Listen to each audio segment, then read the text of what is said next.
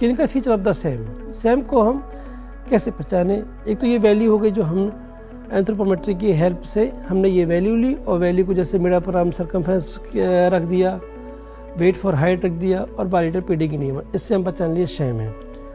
Clinical feature क्या होते हैं, कैसे हम उसको आसानी से देख के ही पहचान सकते हैं कि ये बच्चा सेम में आ सकता है? पहला, severe wasting. Second is oedema, bilateral पीडियल oedema होंगे। लेथार्जी, बच्चा बहुत सुस्त होगा। जब बच्चे को किसी प्रकार की कोई समस्या होती है तो सबसे पहले बच्चा फीडिंग छोड़ देता है, वह खाना खाना छोड़ देता है। उससे हमें माता को पहचानना पड़ता है, बोलना पड़ता है, समझाना पड़ता है कि अगर बच्चा कभी भी किसी भी टाइम अगर फीडिंग छोड़ दे, इसका मतलब बच्चे को किसी प्रकार की कोई समस्या हो रही है। उस वक्त जल्द से जल्द परामर्श करने की ज़रूरत होती है। तो clinical feature of the same में आता है सीवियर वेस्टिंग, इडीमा, लेथार्जी मतलब बच्चा सुस्त रहेगा, इरिटेटिव रहेगा, लगातार क्राई करेगा, माँ समझ नहीं पाएगी वाई ही इज़ क्राइंग।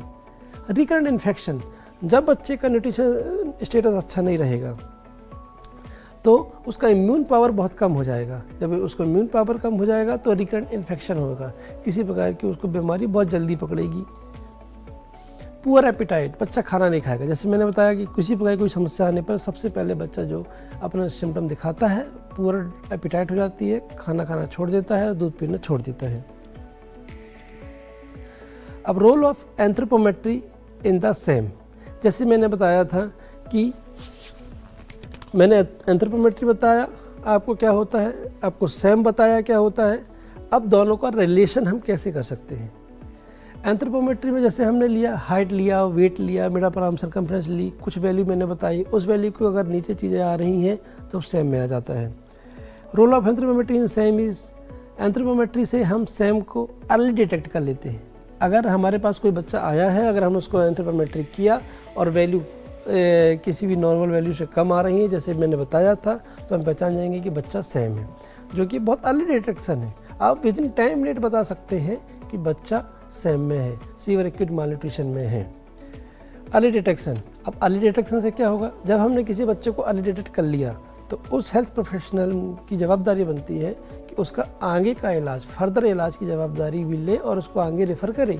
मान लो कि बात आंगनवाड़ी कार्यकर्ता अगर यह की आशा पता कर लेती है कि ये बच्चे को सीवियर एक्यूट मालन्यूट्रिशन है, तो जल्दी अपने पास के प्राथमिक स्वास्थ्य केंद्र, सामुदायिक स्वास्थ्य केंद्र उसको भेजें, उनके माता पिता को गाइडेंस करे, मोटिवेट करे, उनको समझाए कि सरकार के द्वारा ऐसी संस्था है जहाँ पे, जिसको एनआरसी कहते हैं, जहाँ पे बच्चों को भेज सकते हैं और उसको इस प्रकार की बीमारी से, इस प्रकार की जो न्यूट्रिशनल स्टेटस से हम आगे वृद्धि कर सकते हैं, जिससे कि बच्चे का ग्रोथ अच्छी रहेगी, मेंटल स्टेटस अच्छा रहेगा और बच्चा का IQ लेवल बहुत अच्छा रहेगा, जो कि बहुत ही इम्पोर्टेंट है।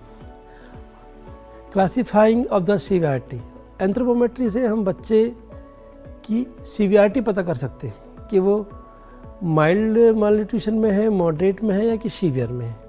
मॉनिटरिंग रिस्पॉन्स टू ट्रीटमेंट, अगर जैसे हमने बच्चे को, कोई सेम बच्चा हमारे पास आया, हमने उसको भेज दिया NRC। अब हम बच्चे को कैसे पता करेंगे कि बच्चा जो वहाँ पे NRC में इलाज चल रहा है उसमें कुछ वृद्धि आ रही है, कुछ डेवलपमेंट हो रहा है, कुछ ग्रोथ हो रहा है? एंथ्रोपोमेट्री से ही। हम जब हमारे हेल्थ प्रोफेशनल ने आंगनवाड़ी केंद्र में नापा था कि साकेत टेप से mid upper arm circumference less than 11.5 था। हमने NRC में 15 दिन के लिए भर्ती किया या कि 20 दिन के लिए भर्ती किया। फिर हमने नापा कि यार बच्चे का वेट बढ़ गया, हाइट में भी ग्रोथ हो रही है, हेड सर्कमफ्रेंस भी बढ़ रहा है और मिड अपर आर्म सर्कमफ्रेंस भी 11.5 से ज़्यादा हो गया। मतलब हमारा बच्चा ट्रीटमेंट को रिस्पॉन्ड कर रहा है, हमारा बच्चा सीवियर एक्यूट मालन्यूट्रिशन से ठीक हो रहा है। तो एंथ्रोपोमेट्री का यही रोल है, इसलिए मैंने बोला था एंथ्रोपोमेट्री बहुत अच्छा टॉपिक है, इसे समझने की बहुत अच्छी ज़रूरत है और बहुत यूज़फुल है। With in a minute, with in a time 5 minute और बिना किसी कॉस्ट के, सो कॉस्ट इफेक्टिव हम पता कर सकते हैं कि बच्चा कैसा है। Monitoring response to treatment, programme evolution, ये role of anthropometry in SAM है, जो कि 4 चीज़ें बहुत अच्छी तरीके से आपको समझना होगा। समरी, हमें एंथ्रोपोमेट्री इज़ की टू न्यूट्रिशनल असेसमेंट, एंथ्रोपोमेट्री से हम न्यूट्रिशनल असेसमेंट पता कर सकते हैं। Simple measurement give vital information. जैसे मैंने लगातार बोल रहा हूँ कि ये एंथ्रोपोमेट्री एक सिंपल मेजरमेंट है जो कि हमको वाइटल इंफॉर्मेशन देती है। कई बार तो हम बड़ी बड़ी जांचें कराते हैं, उसके बाद भी हमें कोई एक स्पेसिफिक बीमारी या स्पेसिफिक चीज़ों को पता नहीं चलता है।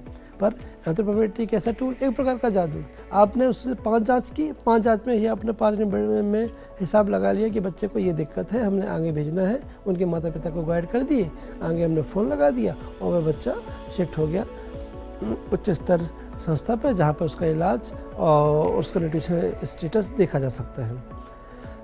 Same is a medical emergency. देखिए, अब आपने एंथ्रोपोमेट्री किया, उसे सेम पहचान लिया और आपने वो पहचान ली जो कि एक मेडिकल इमरजेंसी है। अब आपको आगे एक्ट करना है, तो बहुत ही इंपॉर्टेंट चीज़ है एंथ्रोपोमेट्री।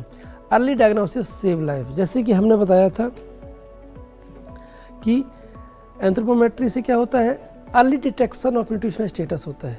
जब हमने अर्ली डिटेक्शन कर लिया, हमने सैम को पहचान लिया जो कि एक मेडिकल इमरजेंसी है, हमने उसको स्पेसिफिक एनआरसी में भेज दिया, अर्ली डायग्नोसिस से उसकी हमने जान बचा ली।